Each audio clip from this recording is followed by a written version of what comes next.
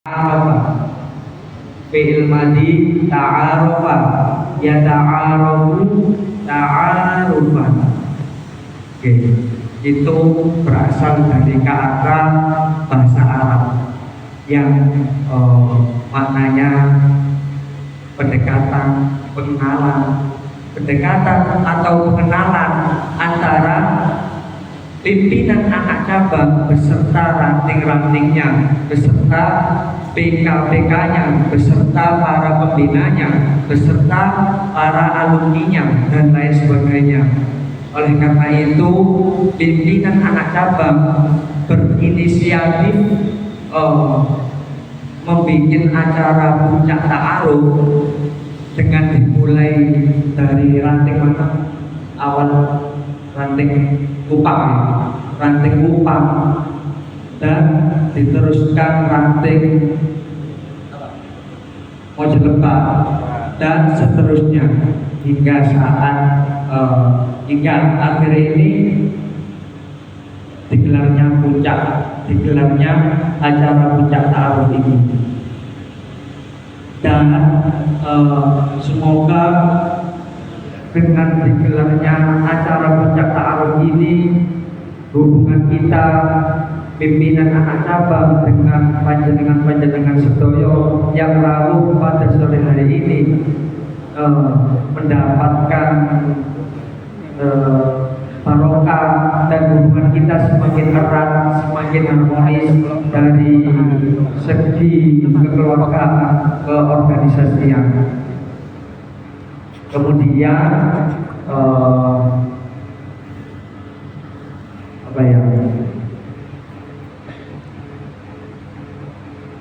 acara pada sore hari ini kenapa kok diberi judul Tausiah An-Nahdiyah?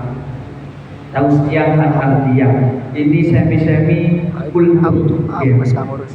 Biasanya umumnya ini kultum niku singkatan dari nama kuliah 7 menit. Nah, tapi ini mungkin buat 7 menit ya, 10 menit atau 15 menit menyesuaikan. Dan buat lama-lama buat biar meminimalisir waktu, Tausiah Nahdiyah habis ini akan dipaparkan, akan diisi, akan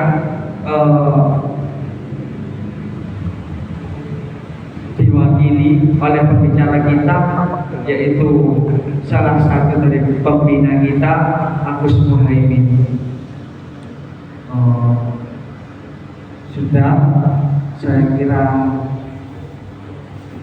cekap sampai mawon sambutan hari kula, dan kula boten dawa mengucapkan terima kasih kepada kalian karena sudah welcome, sudah menerima pimpinan anak cabang periode 2026-2028 dengan ikhlas, dengan tentunya dengan cinta.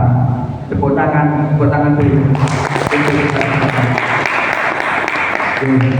Pun mawon ya bondol satu akhirul kalam ihdinas siratal mustaqim. Wassalamualaikum warahmatullahi wabarakatuh. Waalaikumsalam warahmatullahi wabarakatuh.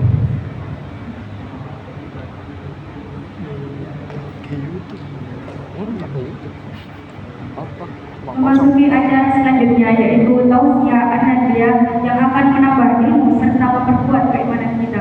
Kepada beliau guru kami Agus Muhaimin, kami persilakan.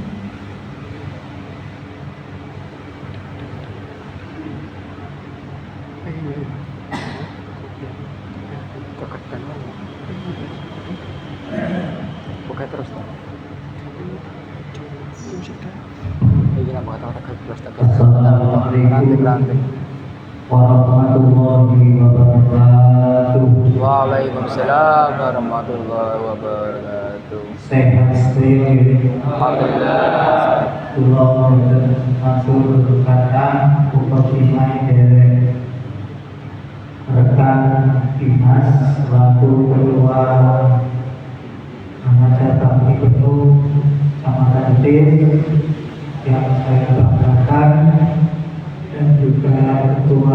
IPPNU Mbak siapa? Ila mana? Oh benar. Yang saya hormati juga kalau saya panggil apa ini?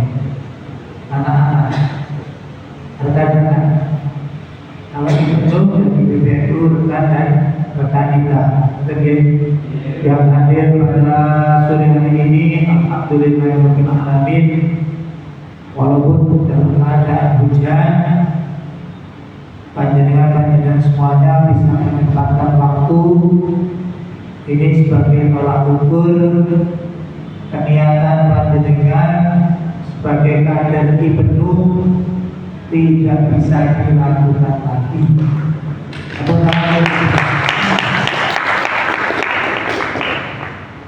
Kalau memang hujan-hujan ini berangkat, kalau hujan ini bukan halangan, berarti kalian yakin bahwa dalam pergerakan IPENU dan IPPNU khususnya pengkaderan Nahdlatul Ulama di Ancam Jedis ini dinyatakan berhasil. Amin Allahumma amin.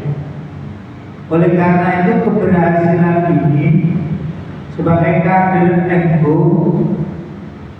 panjenengan semuanya tidak hanya istilahnya derek kiai, santri derek kiai sampai mati, tidak hanya sebanyak itu aja, tetapi juga dimantapkan yang namanya manhajnya Nahdlatul Ulama. Apa itu manhaj? Tekad bulannya menjadi kader NU yang tidak hanya sekedar label, yang tidak hanya sekedar identitas, pakai jas, pakai seragam, berlogo IPENU dan IPPNU, tetapi juga mampu mempunyai rasa yang kuat dalam mengikuti organisasi IPENU dan IPPNU menuju menjadi warga Nahdlatul Ulama. Kalau warga Nahdlatul Ulama ini paham dengan mazhabnya Nahdlatul Ulama atau Nahdien, saya yakin organisasi Nahdlatul Ulama di Indonesia ini tidak akan pasang surut dan niatnya lillahi ta'ala, karena kebanyakan mohon maaf sampai di kader IPENU dan IPPNU ini luar biasa menggebu-gebu cita-citanya menjadi kader Nahdlatul Ulama yang tulen. Tulen itu artinya tidak mudah putus asa dalam mengemban amanah yang diberikan oleh para alim ulama. Ada beberapa hal yang perlu diperhatikan. Yang pertama adalah pendidikan asasiahnya. Apa itu? Memantapkan satu nilai akidah Ahlussunnah wal Jamaah yang ikut dan deret kepada Imam Abu Hasan Al-Asy'ari. Tahu orang ini? Pernah tahu Imam Abu Hasan Al-Asy'ari? Pernah dengar namanya? Pernah. Saya pernah dengar Pak Hasan Asy'arinya ya, Mbak Hasim Asy'ari. Beda.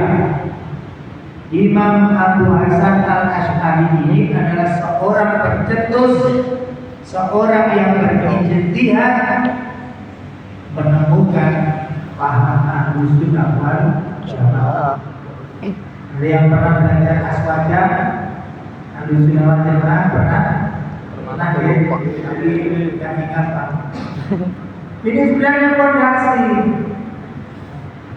Orang ento kalau paham dengan ajaran Ahlussunnah wal Jamaah yang diperjuangkan Imam Abu Hasan Al-Asy'ari dengan Abu Mansur Al-Maturidi, dua orang ini dengan disebut Asy'ariyah dan Maturidiyah, ini luar biasa, menuai perjuangan yang tidak sedikit. Kita tidak menikmati hujan aja mundur. Mohon maaf, saya juga sebentar. Tidak karena hujan. Saya tadi juga sama. Hari ini ada undangan gubernur 3, khusus saya.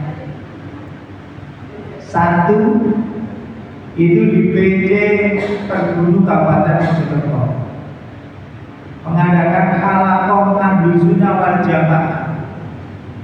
Yang menjadi panitia itu saya, Pulo.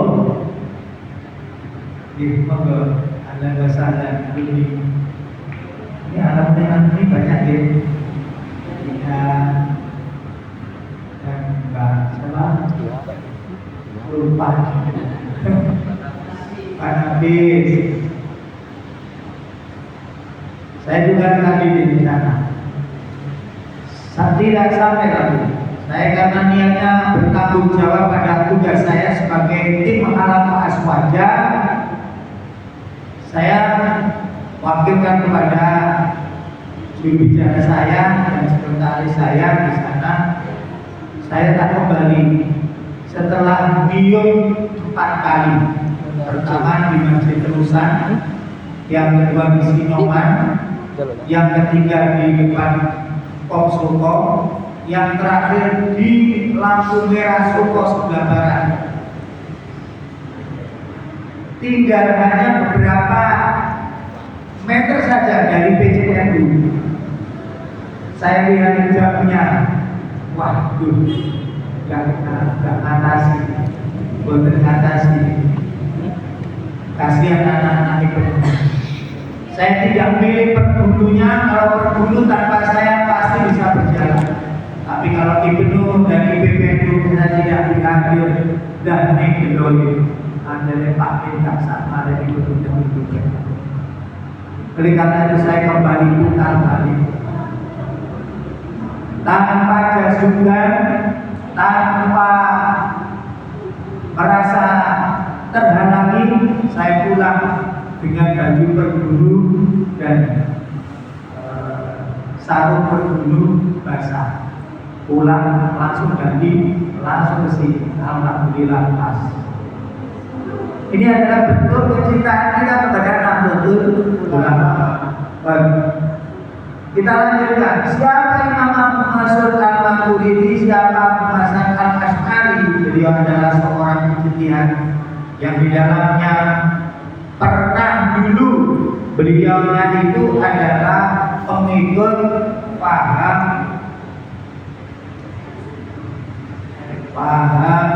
yang dipimpin oleh Khalifah Al-Ma'mun, Mu'tazilah.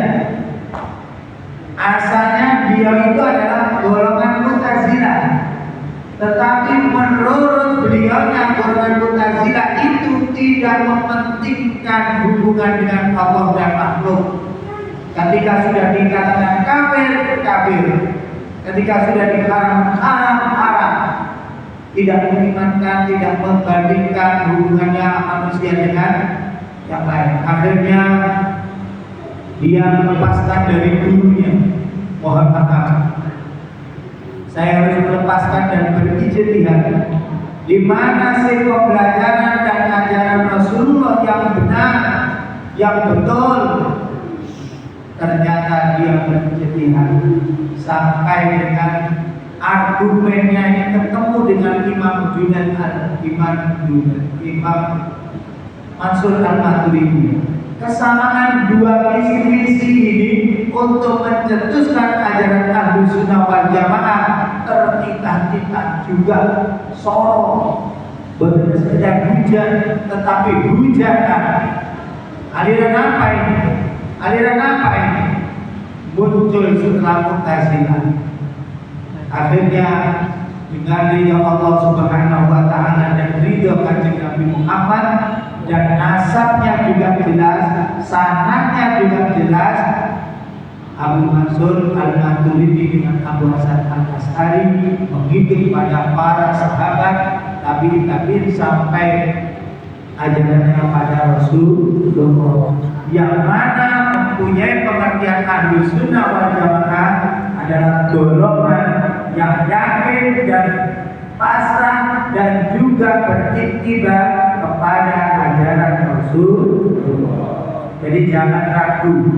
Sampai kalau sudah ikuti penuh dasar sampai akidah sampai sudah benar, jangan ragu. Karena apa? Di zaman modern manhaj an-nahdiyah ini dibenturkan dengan media-media yang luar biasa. Medsosnya hampir kalau tidak bisa menyaring betul-betul banyak sekali penyelewengan akidah Ahlus Sunnah wal Jamaah. Dia mengatakan tabloidnya ditulis Ahlus Sunnah wal Jamaah, tapi isinya tidak Ahlus Sunnah wal Jamaah. Hati-hati. Makanya NU itu ditambah dia yang betul-betul masih menjaga kemurnian ulama-ulama salafiyah dan tidak meninggalkan ulama-ulama modern. Nah, hari ini bagian semuanya hidup di zaman modern. Oleh karena itu, satu akidahnya coba nanti karena waktunya sedikit. Sebenarnya kalau dijabarkan akidahnya Abu Hasan Al-Asy'ari dan Abu Mansur Al-Maturidi ini dikupas sangat luas. Yang penting pegang akidahnya Ahlus Sunnah wal Jamaah, mengikuti pahamnya Abu Hasan Al-Asy'ari dan Abu Mansur Al-Maturidi. Yang kedua, yang fondasi yang utama adalah masalah fikih. Di dalam lambang dan logo Nahdlatul Ulama itu ada berapa bid'ah?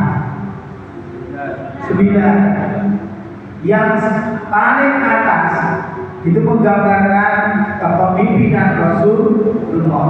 Sebelah kanan 2, sebelah kiri 2, ada 4. Seorang pengganti kanjeng Nabi namanya Khulafaur Rasyidin. Bawahnya ada berapa? Ada 4 lagi, betul? Ada 4 lagi. Ini mewujudkan adanya 4 mazhab yang salah satunya wajib diikuti oleh warga Nahdlatul Ulama An-Nahdiyah. Siapa dia? Hanafi, Maliki, Hambali dan Syafi'i. Tapi sebagian besar masyarakat kita Indonesia, tentunya orang NU, mengikuti mazhab Syafi'i. Tetapi ketika panjenengan berada di Mekah,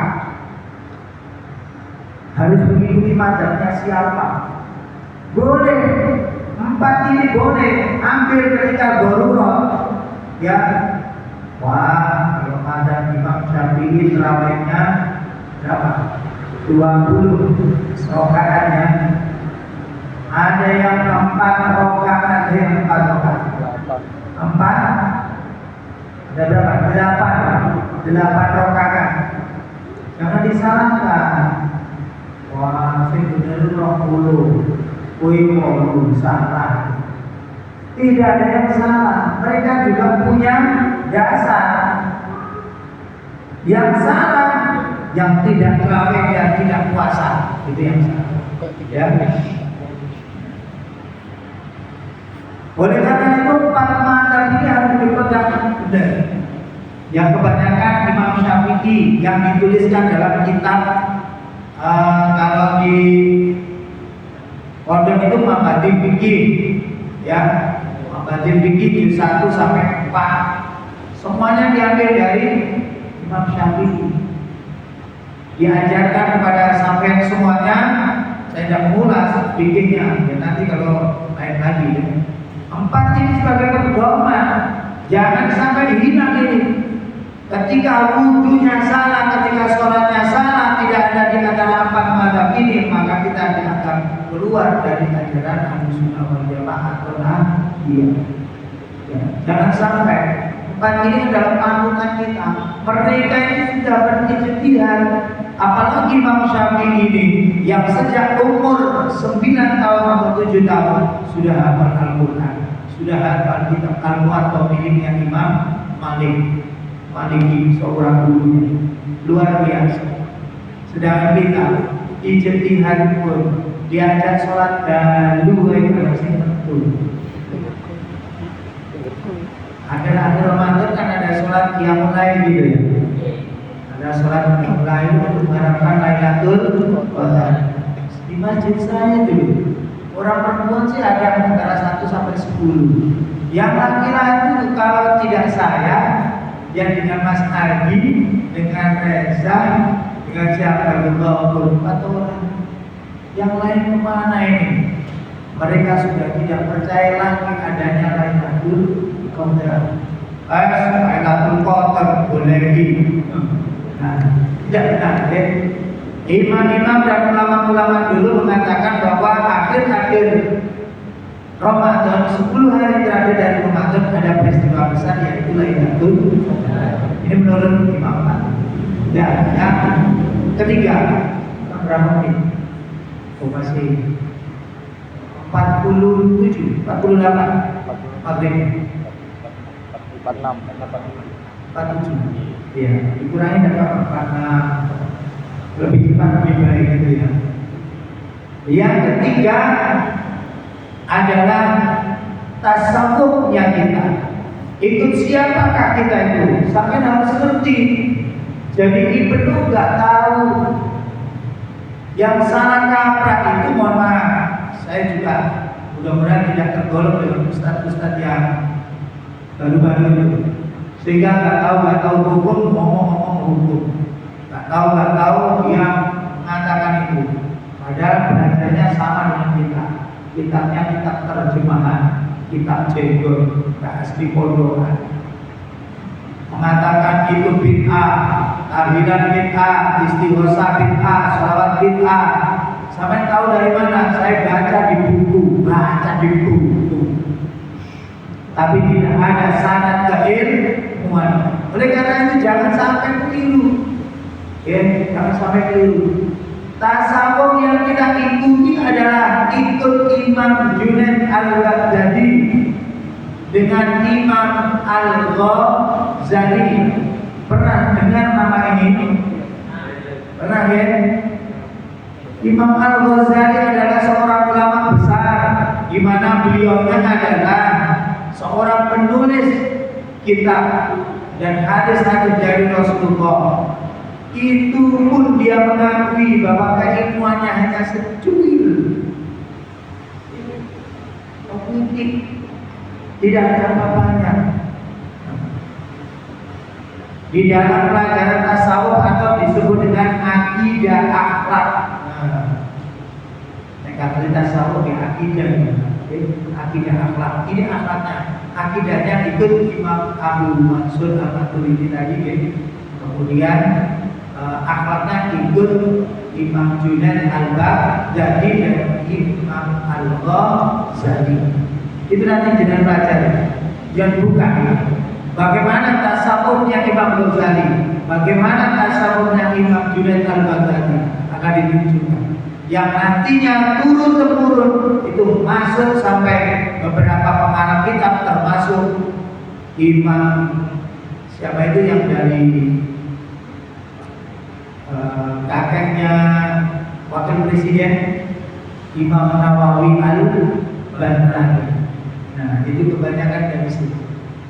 Maka ditulis di kitabnya ada kitab Nasrul Ibadah sebagai nasihat-nasihat bagi ahli ibadah. Ada 3 ini yang perlu dengan pahami betul dasar daripada mengerti, memahami manhajnya Nahdlatul Ulama. Dasar